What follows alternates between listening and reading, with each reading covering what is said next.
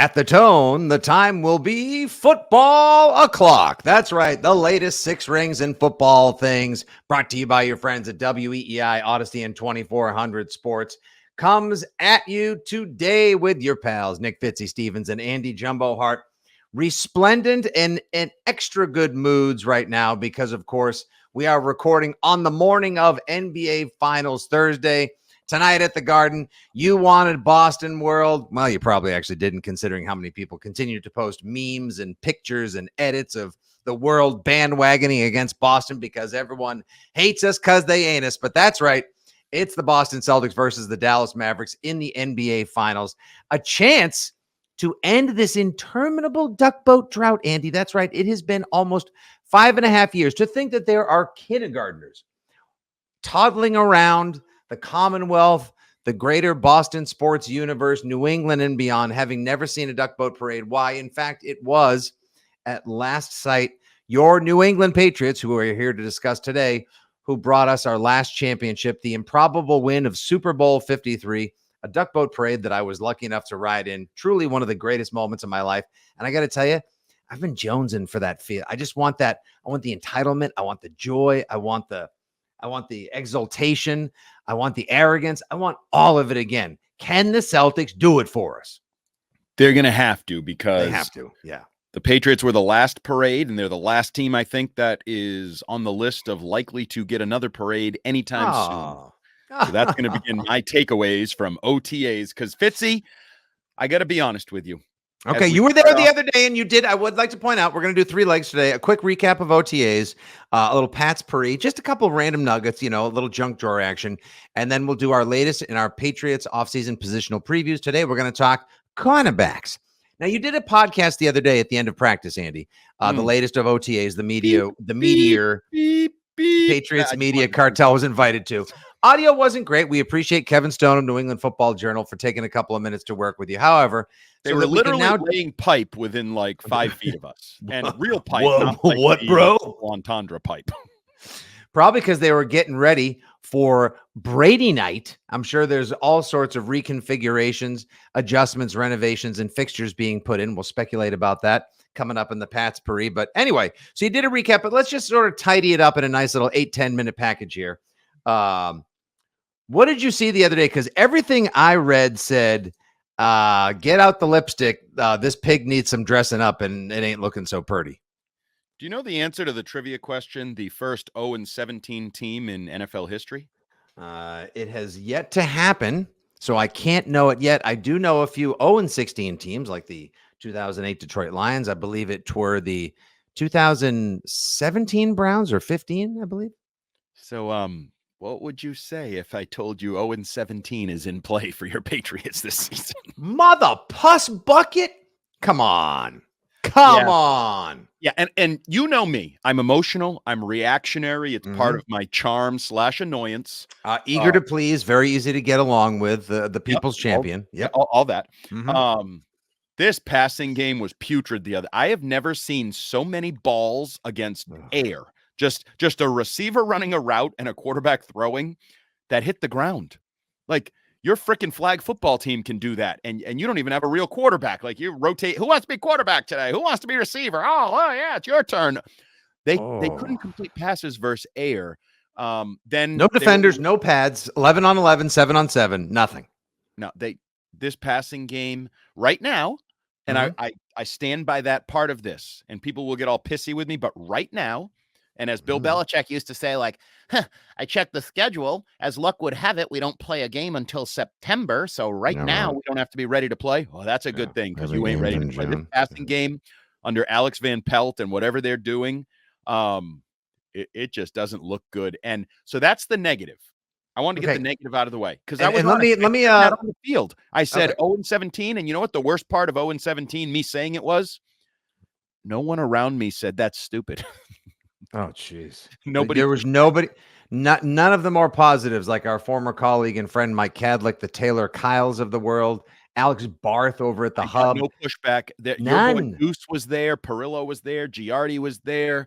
Mark Capello from 98.5, the producer, was there. And everybody's like, yeah, it kind of is. Okay, now, all right.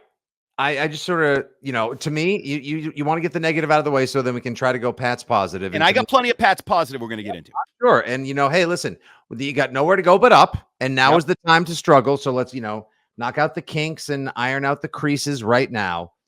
But why do you think is this a talent issue? Is this a schematic installation issue? Or more than likely a combination of the two? Yeah, the third, because Okay. everything we know, we've heard, we've seen of a West Coast offense, which is what Alex Van Pelt is essentially installing. It's Mm-hmm. timing based, right? Like Mm-hmm. that's why the footwork matters so much, because when you hit your Mm-hmm. seventh step, the receiver has to be in their break and you need to boom, get rid of ball. And it all has to work very tightly timed and cohesively. So it's probably not surprising that there is some of this, but I would also argue, there's questionable talent. As much as Juju wants to tell us the wide receiver room is stacked, it is not. And as Not much as he wants, yet. Not yet. not yet. How are you going to Well, no, stack it in July? well, but no, we're not going to stack it in July. I'm just saying by the end of the season, perhaps we may see Jalen Polk could be a Sure. real one. We may see Javon Baker is a Hopefully he's playmaker. not on the Revs rehab field and is actually taking part in practice and not on the lower field on the second or third time we've seen him through OTAs. God damn it. And also Pop Douglas, who I know had a day the other day. Pop is legit. If Pop doesn't get concussed, if Pop stays on the field for 17 games, Pop's going to lead the team in receptions. Pop's going to have people saying, hey, it's good to have a slot receiver back in the offense. Because you know what I love? Little side note, his buddy, Drake May, building a in a phone booth, there. he said. Yep. Yeah. I love that a 21-year-old quarterback is talking about a phone booth. How the F do you know what a phone booth is? Have you ever seen a phone booth, you freaking quarterback, you? You have never seen one, nor used one. I doubt he's a Doctor Who fan. He is just picking up. That's when the lineage of cliches and footballisms has gone from writer to broadcaster to father to coach to son. Right. So he's espousing things he's heard, but he don't know shit about that. He has no idea what that means, but he's right. Pop Douglas pops on the practice field.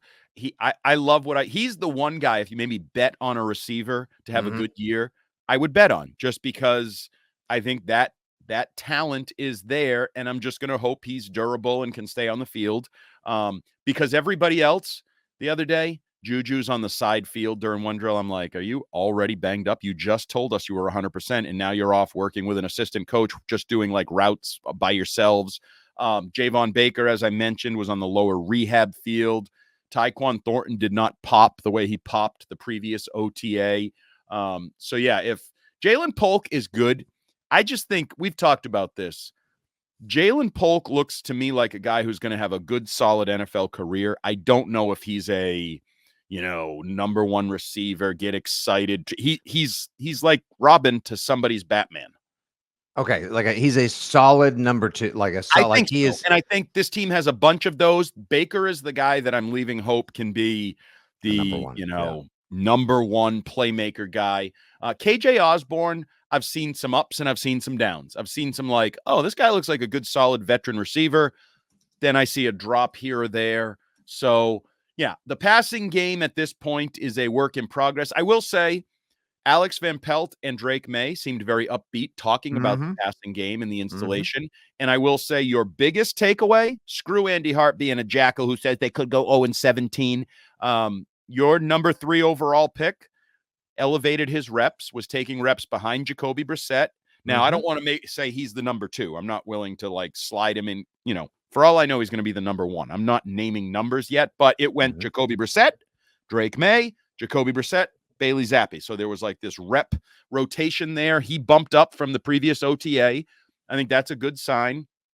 But another side note as I interrupt myself. I'm starting to get rolling here. I had a coffee. I'm feeling good. I was going to say, should I just bring us in and take us out and you can fill in all the gaps in between? So workshopping, as you know, I like to do verbally in my head, a column that I'll probably be posting on weei.com. You spew it out here, and then sometimes you'll then regurgitate it if you do your hit every Wednesday on Gresham Fourier with a slightly larger audience, or of course the takes that turn into columns here on the pod. Of course, sure about that. You sure about that? Okay. So just sort of tying together where you started us, the Boston Celtics are in the NBA Finals again, riding their star players, Jason Tatum and Jaylen Brown. one who gets too much credit, one who doesn't get enough. You can decide which is which. But where did those guys get drafted? Third overall. Times and 2. What have they dealt with over the course of their careers in terms lofty of their expectations? Yes, but also who's led them? They have been led by how you say, sir? Coached. So okay, my point here is I'm starting to piece together this idea that we're all talking about the Packer way under Elliott Wolf. Like maybe that's the blueprint.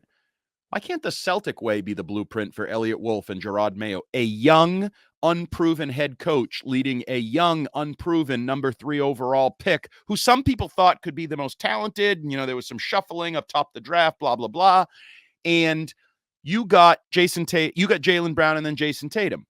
Who's to say you can't be the Patriots and get Drake May and then atop next year's draft get his running mate, whether that's a left tackle or said number 1 receiver that we're lusting after. I'm just starting to formulate this idea like the Celtics are a homegrown, patient, young coach because the young coach has changed 3 times. You had Brad Stevens.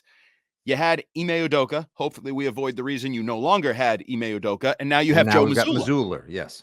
You know, Gerard Mayo might work, might not work. Like, that's the reality. The Celtics have gone through a couple. So you're telling Gerard Mayo that he's going to have a largely positive coaching tenure. He better buckle up for a bumpy takeoff, and then eventually he will elevate to the front office and the ultimate head coach who perhaps leads the Patriots back to the promised land isn't even on the sidelines yet. Well, I'm just saying it could be a longer road than some are willing to acknowledge, but Gerard Mayo has to be, Andy. It has to be a longer road. Has to be.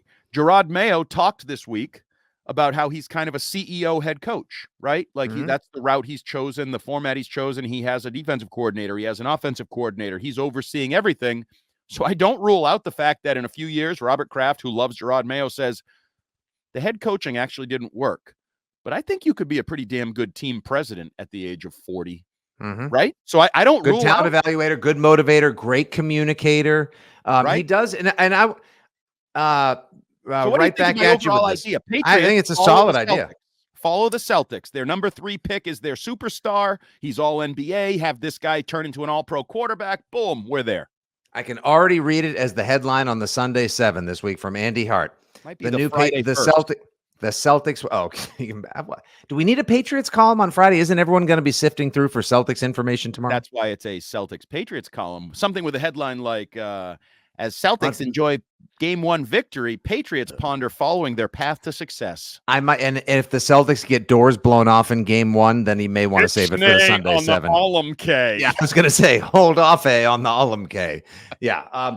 No, but the Celtic way being the new, like the Patriot way, the Patriot path being the Celtics path, Celtic way being the Patriot way, I'd buy into it 100%. I personally don't want, if the Patriots end up with the first overall pick next year, and we'll get to that momentarily in Patspourri as well. I certainly don't want them taking whoever is first overall, unless it is someone else who is an absolute complete, pole turner or game changer. Like I would want multiple picks at that point because there does seem to be some talent on this team, a decent amount of talent. But name 5. Yeah, we'll see. A separate segment for a separate day, Andy. I like it. All right. Well. So that's been planted, flag in earth. We'll see how that will. We'll put a little water on those seeds and see how they grow. Just a couple other real quick things from the OTAs. Sounds like Duggar had himself a pretty good day. He looks good. He have the new contract as well. Christian Barmore, from all accounts that I read, try hard. Yeah, but come on. The fact we're in that shorts and t-shirts. If you want to dominate as a big athletic defensive lineman, you can. Wait till we put. I firmly believe that in the old days, he would have gotten a cup check nut slap from Logan Mankins, like, "Hey, young fella, hey guy, take it easy. All right, save it for September, big guy. See you in September. Stop it." He's eager to validate the 4-year, $92 million extension, as is Duggar with his 4-year, $54 million extension. I love both of those things. Look, be leaders. The defense is going to get leaned on. Notice I said defense, not D, Andy. The defense is going to get leaned on. Early, often, infrequent. You're going to need a big D, a stiff D, and you're going to have a frequently seen D. You might need to penetrate with that D. All right. See, now I took it right up to the line. I don't know why you felt the need to try to hurdle the electrified fence come there. Come strong, come hard. All right. Okay. This is just gone. I mean, there's never What? any That's how rails you to play stay on. defense aggressively. DeMarcus Covington wants to bring it. Right. All right, zip it up. Put the deal. Would you please? Yes, no, it's gonna be the hallmark and the calling card of this team, and hopefully Come they with have the an big offense D and that then doesn't wait for the O to catch up. doesn't exhaust them. I'll just keep trying to get this back on track for you. I know, like, your listening occasion is much appreciated. I promise.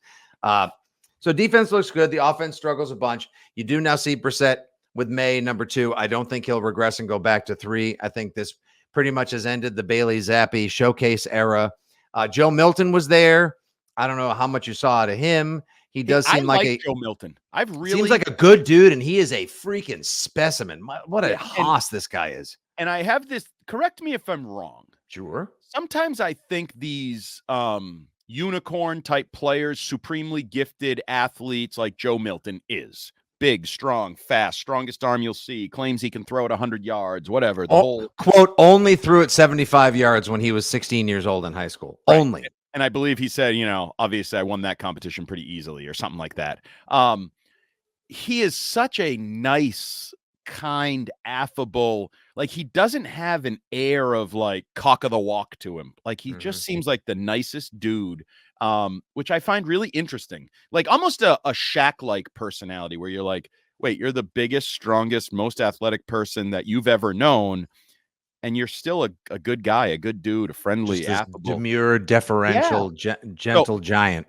I find that interesting. I don't know whether he will evolve. I was so focused on how bad Jacoby Brissett looked throwing the ball, and Drake May didn't look great, threw a couple picks, that I wasn't fixating my criticisms on Joe Milton, because I actually think he is what he is. He's a developing. He's a project. He's a piece. He's just a piece of really valuable clay. That's it. Like, correct. And how they mold him. Like, you want to give it its time. And I know AVP said this about May, and it's even more true about Milton. Like, this is a marathon. It's a process. You got to give them the tools. Like, you got to allow them, and there's no timetable. Like, do it the right way, not the fast way or the whatever. And the right way might be different for each of them. And so, don't rush this product to market, Andy. Exactly. No, because you could break May. Now, I have the whole theory you can't break a diamond, and I think May is a diamond. Although, there were ups and downs the other day in the OTA. Giardi is 100% right, and I noticed it more the other day. There's a hitch in his throws to the right. There is a strangeness when he throws short and intermediate to the right, where he like drops down and then kind of 3/4 arms it out there. Is that just a habit, or is he like doing it that way? I mean, he can't have a shoulder issue at this early an age. No, I don't think it's a any kind of injury, anything like that. It's either what he's always done. He finds it functionally effective because he throws differently to the left and the right. It was obvious to me. And I also think, and I mentioned this on the previous pod with Kevin Stone, whose name I forgot when I introduced him on the pod. Always a great start to a podcast when you forget your guest's name. Just put your head down like you're on the goal line, plow right through it. That, we need to learn, and AVP needs to learn, and everybody needs to learn, like, what is Drake May's style? There's, Patrick Mahomes is the example I give. There are certain things he does you would not teach kids to do. You would not allow kids to do. You'd try to coach it out of them, blah, blah, blah. Until Andy Reid realized, when he does that, we win games. So I'm going to let him keep doing it the way he do it, because more often than not, the Patrick Mahomes way is the effective, productive, winning way. And Drake May talked about it post-practice. Like, I'm a playmaker. I feel like I'm at my best when I'm making plays and off platform, and I can't lose that part of my game as I learn the footwork and the West Coast offense and all the things I'm learning here. And I think we all need to accept that. There's going to be some sidearm throws. There's going to be some no-look throws like the Patriots put on their social media. Some of them will be, you'll be doing victory laps, Fitzy. You'll be taking your pants off and doing the pants dance, like the whole damn thing. And then there'll be others that might be pick sixes that go in the other direction. And you're like, what were you thinking? What the hell? This kid sucks. I mean, we're going to go through it all. I think the biggest takeaway roller coaster is that, Van Pelt says he's happy with the time that's being put in by May right now. He sees progress with the footwork. He sees him in studying late already. He's developing good professional work ethic. He's got a good work ethic. He's developing quality, wholesome professional work habits as well, on the field and off. Brissett is doing everything he can. They're working together off the field. So everything, if you're going to take a very practical approach to how this offseason is going to go and what kind of ride you're likely in for this upcoming season, then you should take heart in the fact that there is some talent to grow. There are some potential studs in bloom that are going to take a while to germinate, and that things are starting to point in the right direction. But just because it was pointed this way and we're like, yay, far so far.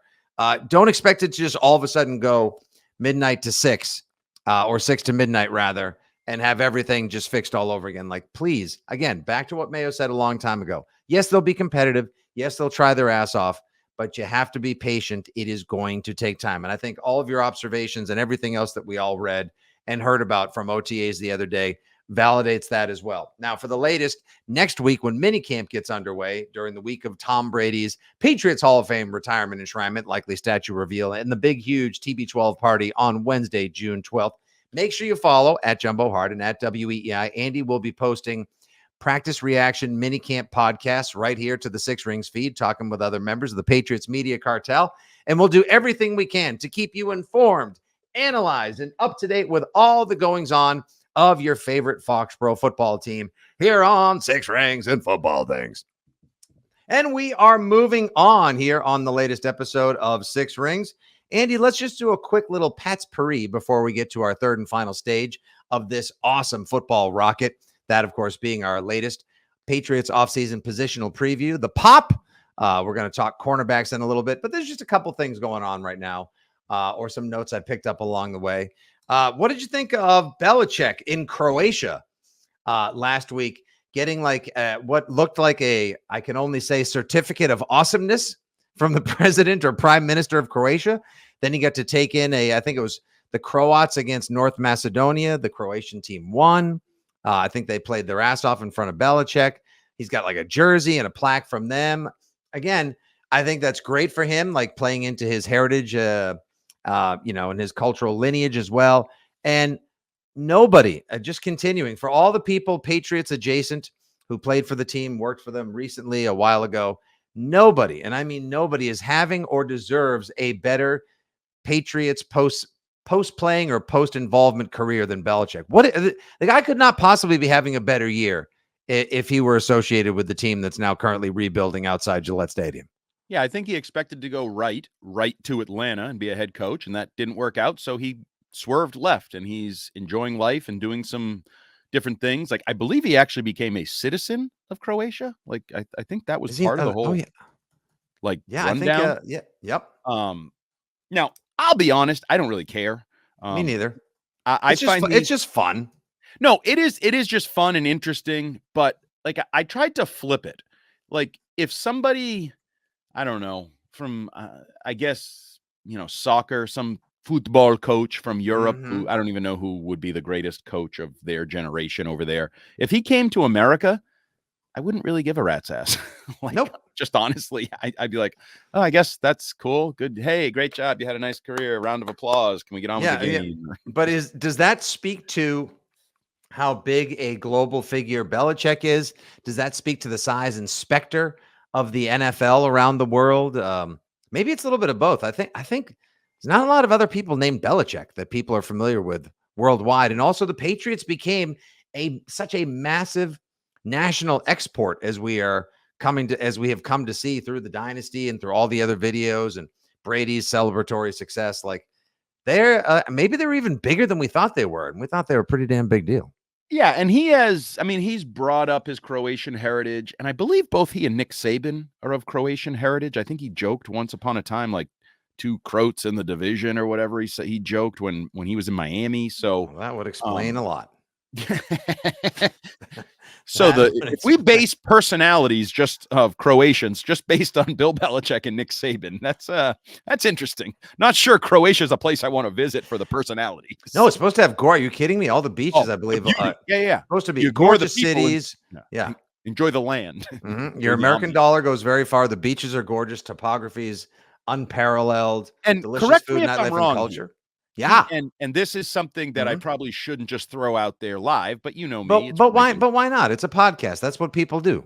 So he and Berge Nigerian, his former assistant, now Billy O's guy at BC, have brought attention to atrocities, genocides, issues politically, human rights in that area. So I believe Berge is Armenian. Yes. Yeah, but in that whole area, they've been sort of American voices of reason or promoters of voices of raising awareness. Yes. Yeah. So I think that might play a role in some of it as well.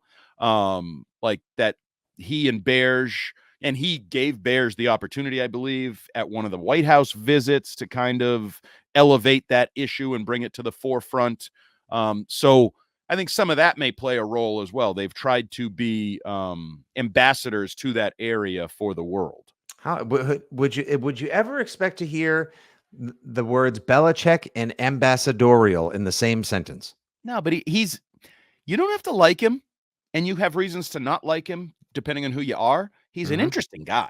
Like he's a fascinating human being. I mean, right. Andy, or better. I don't ever want to like steer people away from our podcast and into another one, but I will say, and I think you could agree, that if you are somebody who wants to continue reliving the glory days, or more importantly, just wants to find out more stories and unearth more nuggets and arcana and random tidbits and beyond, Julian Edelman's Games with Names podcast, as fun as it is whenever they talk about other games, it really didn't find its voice until about 5 months ago, when he just decided to go with a full-blown Pat's pivot and become, in a lot of ways, like the archivist of so many of these stories and the goings-on with people that played there before him, some of his teammates, and beyond. And this week's guest, Matt Light, frequent guest and friend of the pod. He's a FOP.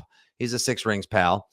The story that takes place about 21 minutes into this 2-hour chat between Light and Edelman, and it's a great pod, another great listen, about the one and only time that Matt Light and Belichick had an email exchange together, was just effing phenomenal. I mean, it's so Belichick. It just like, there's a million different things that can stand alone as a show. Tell me about Bill Belichick without even introducing me to Bill Belichick, or what's the most quintessentially Belichickian thing of all time. This email exchange is that, and then some. It's all about Light trying to set an example and doing all this great work in the offseason, and he wrote it from like a family trip to Hawaii or something.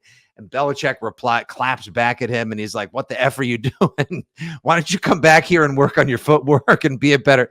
He's such a dick, but he's also got a point. Like and then the sarcastic reply from Light, it's gold, man. It's great.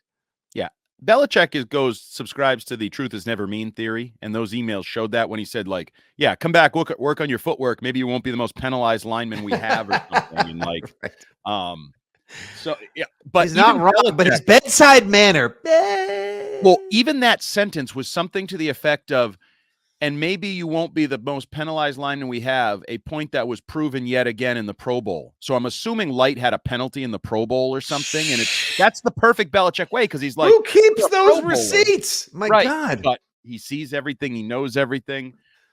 Yeah, that was very good. And I did the podcast. You're right. I have no problem pushing people to that podcast. I told you I came onto it when he had Matthew Slater on, whatever that was, 4 or 5 months ago. Great. And that led me into, this is really good. Some are a little too long. The Ernie was a little bit rambling and a little too long, but for a Patriots fan, a Patriots historian, that is, go listen to those podcasts. They are, and I'm not a big podcast guy. I think many podcasts are overrated and fail to deliver and just take away my time, and I regret it later.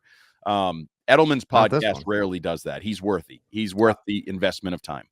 Yes, as are his guests in the format and the way that they've set it up for them to succeed, tell their stories, and share those nugs of the past. All right, a couple other quick things before we get into our Patriots offseason positional preview number 2, cornerbacks. Brady Day is at hand. We are just T-minus 6 days as we record from Tom Brady's Patriots Hall of Fame enshrinement, retirement, celebration party, and so much more. The stadium is going to be packed, 55,000 plus. Should be an epic tailgate. The weather looks beautiful. I would advise fans, if you are listening right now, get there as early as you can. The pre-show entertainment begins roughly around 5 o'clock. There will be hundreds, not dozens, hundreds of Brady's former teammates, co-workers, allies, celebrities, and then some lining up for interviews on the red carpet.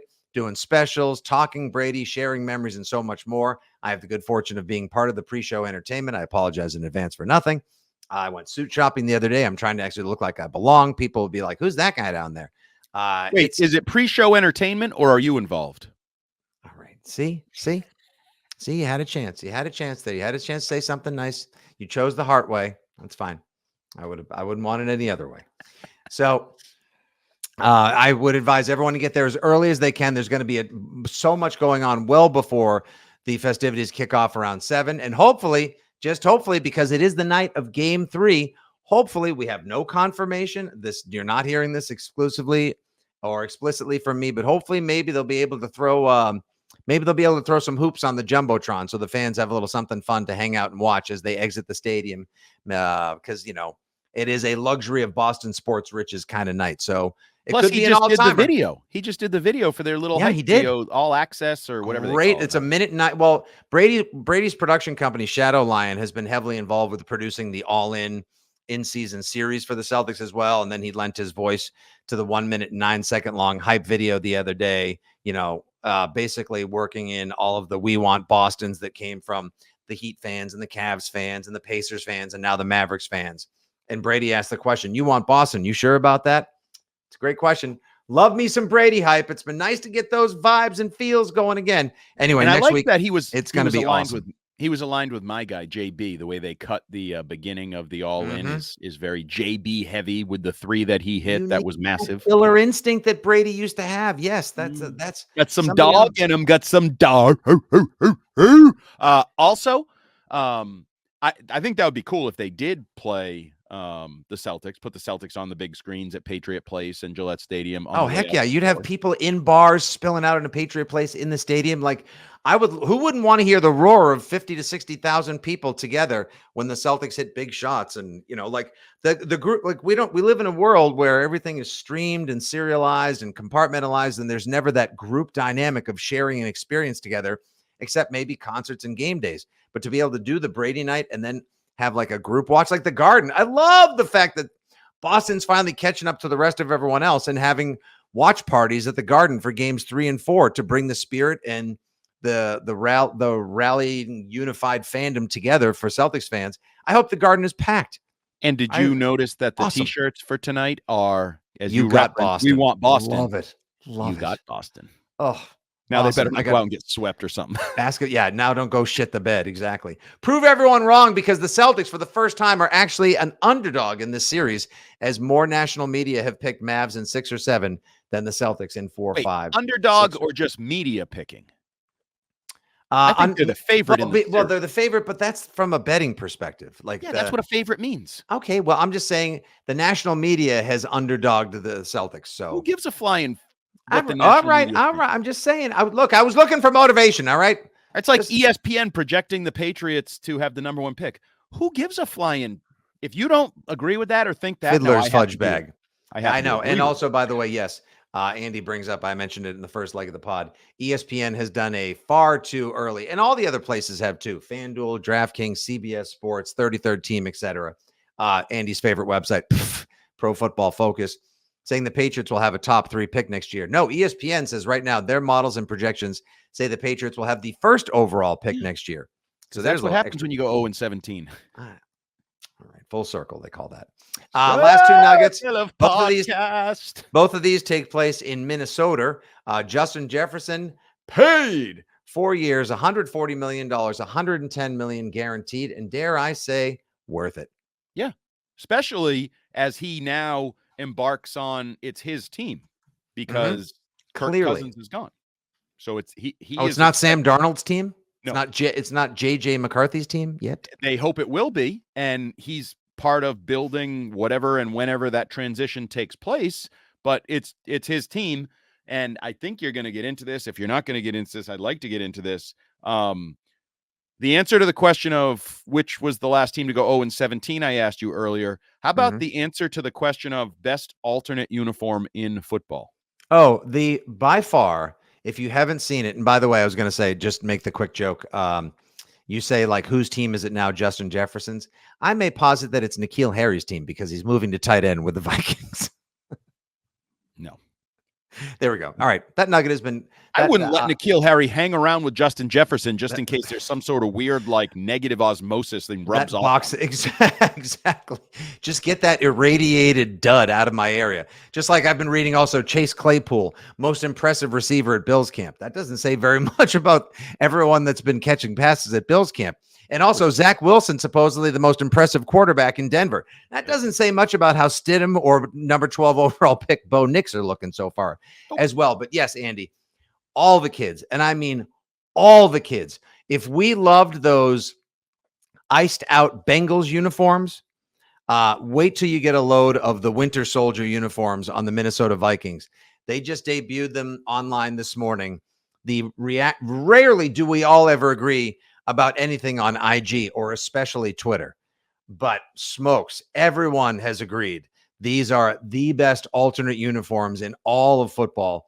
It's a white top, white pants, and a white helmet, but somehow, just with the little linings and trim that they have, it just looks so, like I don't even know what to say about them. They are like, how ridiculous am I going to sound saying they look so fresh, so clean, perfect kit, nice and tight. They're incredible.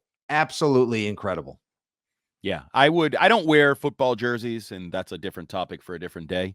But a Justin Jefferson, that is going to what do they call them? White ice or whatever tremendous. They are sweet. And you're right. I think it's universal. I haven't seen one, and these often aren't universal. There's often, like, even the popular ones, it feels like are 80-20 positive to negative. This seems like 100% supportive. These are sweet. That's how I like my beef, 80-20. By the way, me too, best burgers. Yeah. But anyone who goes 90-10, 93-7, 95-5, what the hell's wrong with you? Fat makes the taste. 93-7 is good. Usually at nights. True. Tonight only from 6 to 7. Yeah. I can't believe. Yeah, you got an hour in there. I carried a lot of lumber there earlier this week. I had to do 4 hours of basketball on a Wednesday night. I made it. I survived. Jesus. That's a lot of hoops talk for a guy that mostly does football. Hey, I got to mention this. So Warren Sharp put out this tweet, or quote tweeted Adam Schefter yesterday, who was given the honor and duty of revealing the new inaugural 12-team college football playoff schedule. First of all, I can't applaud the NCAA enough for finally going to the 12-team playoff. That's what they deserve. It shouldn't have just been 2 teams or a long bowl schedule and then having a bunch of old crusty writers in fart-smelling khakis decide who the national champion was. The BCS didn't work. They tried with the college football playoffs with the 4 teams. It was fun, but still somewhere along the line, 1 to 5 other teams felt left out. Well, now that you've realigned and made a giant mess out of the NCAA in general, let's just have us a scrum. And that's what we got. Starting with the first round on Friday, December 20th, all the way to the national championship, Monday, January 20th. That's a full power hour. A full power month of college football playoffs. When you mix that with, Andy, the NFL and their overloaded holiday schedule, as Warren Sharp pointed out, from Thursday, December 19th, all the way up until basically the national championship, there's pretty much a football game of consequence, merit, or interest for like a month straight. It is going to be the greatest month of our football watching, football rooting, football fan lives. And I, for one, am already bristling with excitement. And add in the fact that I will be watching each and every one of those games from mid-December to mid-January with a maple whiskey eggnog in my hand, and just let me die then. Like, let me just go to sleep and watching one of those games with a whiskey in my hand, and I'll be happy. It is the way it needs to be, finally. It really might be. Now, your New England Patriots, see, this is the great thing. We'll probably already be doing shows about the draft pick by Halloween or the middle of November. Maybe actually we'll probably be doing radio shows about, at least we have Drake May to focus on and not have to worry about next year's draft. All we got to do is get to Thanksgiving pretty much. Just get to the start of the holiday and the eggnog season. And then at that point, all the games will take your worries away, Pats fans. All right, there's your little Patspourri. All the news, notes, nuggets, rumblings, and bumblings from around the wide world of New England Patriots and the football world to keep you as entertained. If you ever have something you would like us to discuss in the Patspourri, go right ahead and give us a shout. We are at 6 Rings Pod, at Jumbo Hart, and of course, your old pal Nick Stevens at Fitzy GFY. All right, final leg here on a supersized edition of Six Rings and Football Things, because who doesn't want to talk a full hour's worth of football with 3 podcasts stitched together into one super pod when it's NBA final season? We've been doing our Patriots offseason positional previews, and of course, we've got all sorts of branded and titled podcasts these days. We had our first ever What If Wednesday the other day, got some great feedback on our inaugural What If Wednesday, where we discussed what if Mo Lewis had never hit Drew Bledsoe. Of course, that's very germane to the topic at hand, Patriots celebration-wise, with Tom Brady Day at hand. We'll have a new one next week as well. But right now, we are doing our latest of the Patriots offseason positional previews. And Andy, today, we tackle the cornerback room, a room that last year you dubbed, I believe, the latest in a series of houses of cards. It's basically like it's not a cul-de-sac these days, but it's sort of it's a neighborhood, if not a development. Many Small houses. subdivision. It's a small subdivision of houses made of cards. Do you believe now, as we take our typical start of segment 10,000-foot view of the cornerback position, that this will be a position of strength of the Patriots? Is this a healthy position? Is it in need of reinforcements, or is that TBD at this moment in time? The answer to that question is 0. And the reason I say that is because the man who will be the first to wear jersey number 0 in New England will decide that. If the most hopeful and optimistic assessments of what Christian Gonzalez is going to be when he finally steps on the field for the 5th game of his career, because he's only stepped on the field for 4 games in his career. I know, we forget the fact that he was out for 14 weeks, missing 13 games. For as hype as we all were on Gonzo last year, and as much as we all believe that this guy can be a premier elite level outside shutdown corner, to use a very popular, if not cliche term, for the New England Patriots, guy played 3 1/4 games last year. That's it. And that will decide. Is he legit? Is he a number 1 corner? Forget shutdown doesn't exist. But is he a, all pro caliber, Pro Bowl caliber cornerback? Then things could fall into place better. If he is not, if he looks like one of these pitchers that you can't go through the lineup a 3rd time with him kind of guy, because there's not a lot of depth here. What if he's Chris Sale? What if he's like super talented and super fragile? Then you're in super poopy situation. Because, Jonathan Jones, Marcus Jones, some of the things that are behind him look much better when they're behind a number 1 corner. I'll put it that way. And if they're no longer behind a number 1 corner, the questions grow. Now, they could still sign somebody. Stephon Gilmore still dangling around out there. Could they add a veteran at some point? And they have some upside guys. Alex Austin is a guy from last year, practice squad or elevated, played late in the year, and Gerard Mayo said is an NFL player. He looks kind of like he may be one of those great Patriot stories. Like, we haven't had one of those at the cornerback position in a while, but lest we forget, Malcolm Butler, undrafted free agent, Jonathan Jones, undrafted free agent. There have been some legitimate success stories coming out of the New England Patriots defense and secondary, where people weren't Christian Gonzalez. They weren't mid-first round picks. There weren't Ty Law levels of expectation set on them. They were just guys hoping to make the roster, latching on through special teams, who found a niche and then ultimately success, some even on the most massive of scale, with guys like Malcolm Butler. Now, I was not shy at all. I want to get to a couple of the guys and how the room may shape out with who we have on the roster right now. We got new guys brought in this year in the draft as well. Could they be in the cornerback room? May they shift to the safety room like some of us are imagining? But my biggest quibble with the Patriots and the way that they handle the cornerback room this offseason, I still think they should have gone and added an almost number 1 opposite Christian Gonzalez, because that would have fortified a position that you're really going to need to lean on, because you got a good defensive line. We'll get to that eventually. Safety room is in flux. Linebackers, no one almost even really cares about linebackers in the NFL anymore. But when you had a chance to get after, and you had plenty of money to be able to pay him, and all you had to do was offer up a 3rd or a 4th round pick and get after somebody like L'Jarius Sneed, who plays football the right way, who tackles hard, who's an absolute dog. It's difficult to get in the head, not the pants, but it's difficult to get in the head of Tyreek Hill. And L'Jarius Sneed is one of the only guys in the NFL that actually owns a piece of coastal real estate in the head of Tyreek Hill. The guy is a badass, and the Titans went and got him. Titans keep swooping up all these guys I wish were on the Patriots. Hopkins, Calvin Ridley, L'Jarius Sneed. I thought Sneed opposite Gonzo, and then you roll in your Marcus Joneses, Jonathan Joneses, Isaiah Boldens, now Alex Austin's. The Pats would have had cornerback on lock, Andy, but they chose to go down a different road. So now you're going to have to play both the guys that have been dinged up in recent year and hope you're Austins and hope you're Marcellus Dials from South Carolina, the rookie, who could very well play safety as well. And your Isaiah Boldens get healthy and make that leap next year. It's a lot to ask. And, like you said, Gonzo, 3.25 games. Now go play 17. Yikes. Yeah, no, I and not just play 17 and line up with the opponent's best receiver and take away an all-pro receiver virtually every week. I mean, just look, Jets and Dolphins.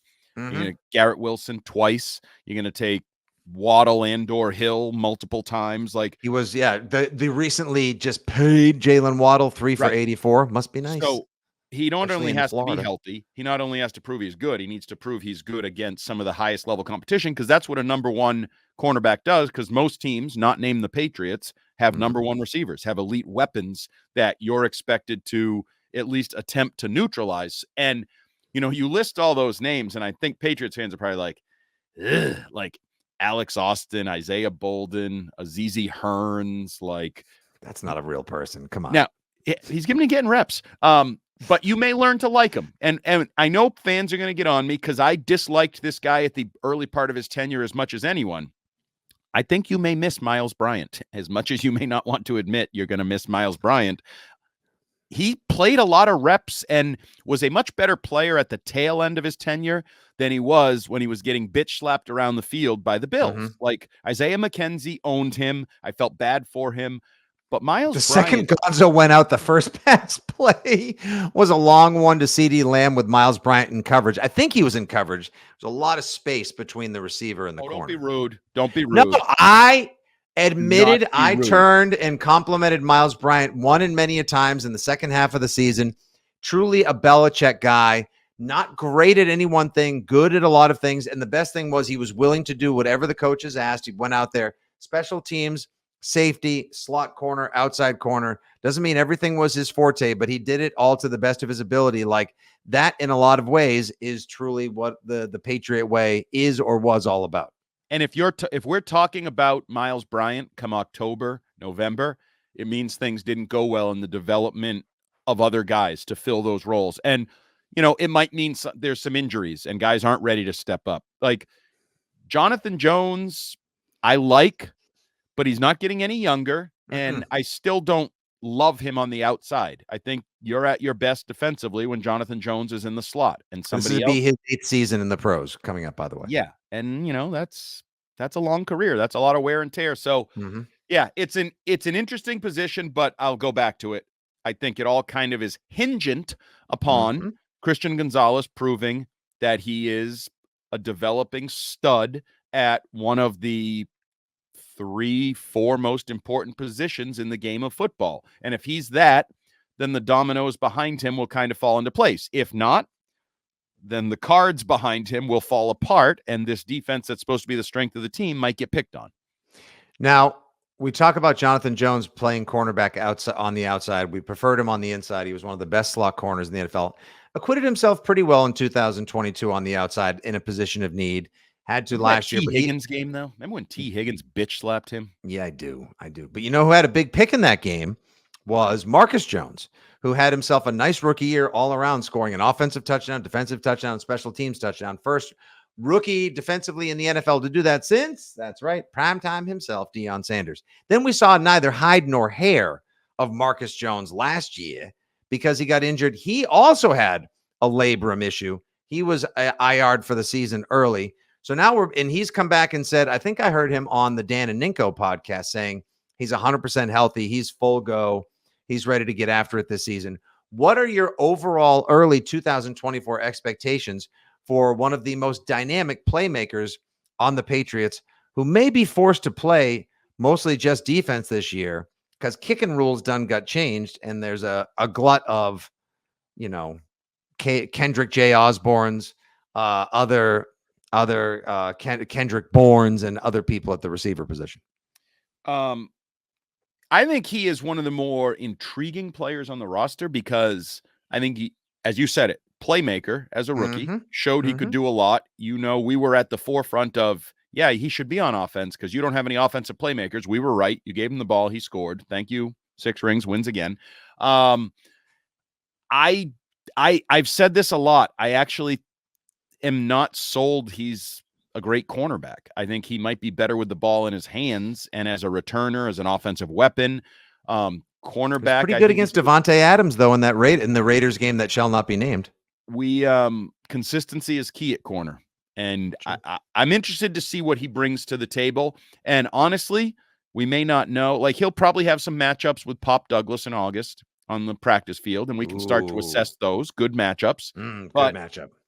I'm interested to see the development of a now healthy Marcus Jones and how good he can be at cornerback, because I'm a little dubious of his upside as a slot corner. But if things go well, I'm guessing that is what they sort of pencil in as their cornerback position is Christian Gonzalez, Jonathan Jones, Marcus Jones, and then we'll see where the Austins, the Boldens, the Dials, the Hearns, these other guys fit in. I think there's a Mikey Victor. I'm not even sure who he is. You just might be talking about friends of yours that you hang out with and go boating or drink beers by the fire pit after coaching games. That's fine. No one's going to fact check you on that. Speaking of the one major rookie, the Patriots, Elliot Wolf said recently on Kay Adams, Up and Adams show, that his only regret thus far as de facto GM, but vice president of player personnel on the Patriots, is that in the draft, they only took one defensive player. You left the E off. Oh, executive vice president. My apologies. EVP of PP, Elliot Wolf, said his only regret thus far is that they only drafted one defensive player. But of course, he did tell us he was going to try to weaponize the offense. He felt that the cupboard was so bare, they had to go all about the O. We'll see, Layden Robinson recently signed. Only pick that hasn't been signed yet is Jalen Polk. But we'll see if that emphasis towards offense pays off in a weaponized capacity. The only defensive player they drafted, cornerback / possible safety Marcellus Dial out of South Carolina. Andy, would you rather see this guy pop and make it as a corner? If he does, that means he's working the outside because he's a bigger bodied corner. Or do we need him back there at safety because ain't really no true free safety on the roster right now?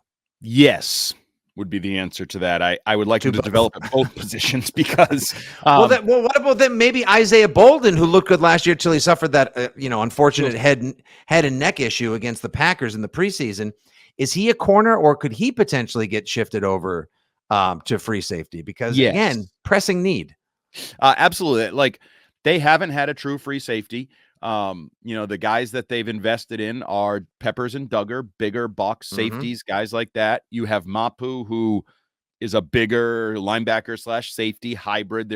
You're lacking the Devin McCourty that you had as that mainstay for more than a decade in the back end, the converted corner. Your guy, Joshua Bledsoe, is still around. I don't know if you're off his hype train or if you're still thinking he's the second coming. He's got one last chance. He might, for all we know, he could very well be the new Miles Bryant. Could be. I wouldn't count on it if I were that. So yeah, if I had to pick, I would say I hope Dial is a surprise positive at corner, just because I think the value of the position is that key. And then maybe Bolden or somebody else fills in or helps out at safety, because I do think Kyle Duggar is kind of a liability in coverage. The further he gets from the line of scrimmage, the less I like his game and his play. Same and Dial's in the mix. Same with Peppers, and same, like you said, with Mapu. It's like, we got a bunch of hard-hitting tank-style safety linebacker hybrids. Cool. Who's the deep safety in coverage when we have to go over top because there's an elite receiver? Excuse me? And that's another one where I'd say Stephon Gilmore's still out there, and you often see those late career great corners transition to safety and play some safety. So that's a great, Andy, you want to talk about just like a nice little piece of Flex Seal right on that until you either develop someone, sign a free agent next year, or draft somebody. Gilly Lock, 1 year, $8 million, come in and play free safety. Perfect, because he did lose a little bit of a step last year, but he has all the instincts and all the playmaking ability still available to him. He trailed some guys in that game where the Cowboys got, fried, fricassee, deboned, smoked by the Packers in the wild card round. Yeah, so I do. But again, as we go through these positional previews, we started with running back. We said, they could probably use a veteran running back to add it to the depth chart. They could use a veteran quarterback. This roster is a work in progress. And remember, Mr. Kraft said, like, oh, it's a year-round process. And I've heard Mayo say, we're always looking to add talent. I don't close the door on this team being active on late veteran signings, waiver wires, training camp claims, trades in training camp, things of that nature, because it's a transitional period here for not just in terms of talent, but the vision of the guy who's building the roster. Right? Elliot Wolf is putting his stamp on this, and it's going to take some time.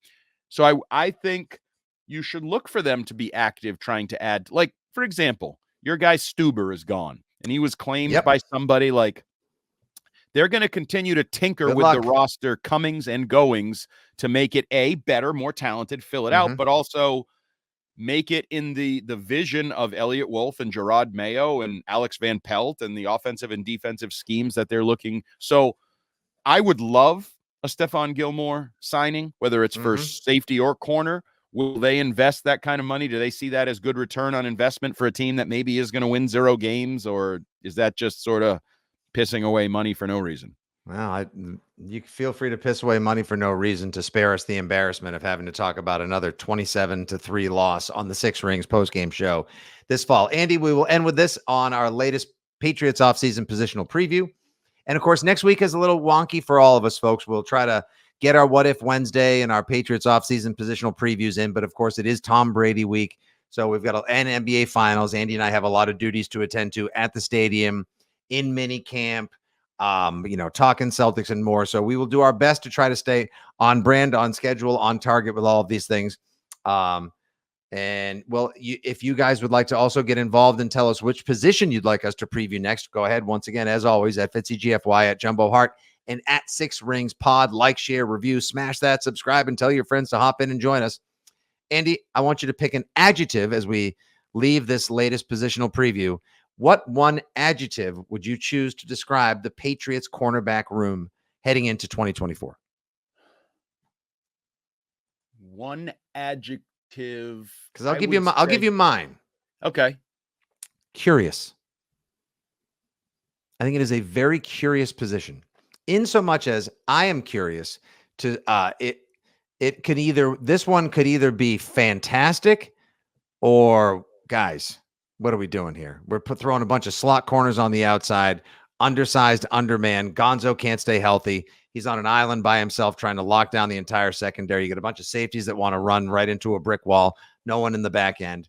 So I am curious. It is a very curious position right now. Hopeful.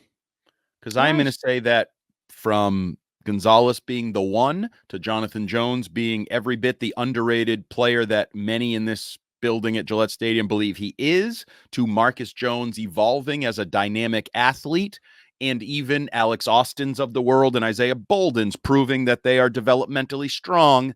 I'm going to say hopeful. Curious and hopeful. That's what people usually call Fitzy and Hart here on Six Rings. Thank you guys once again for joining us.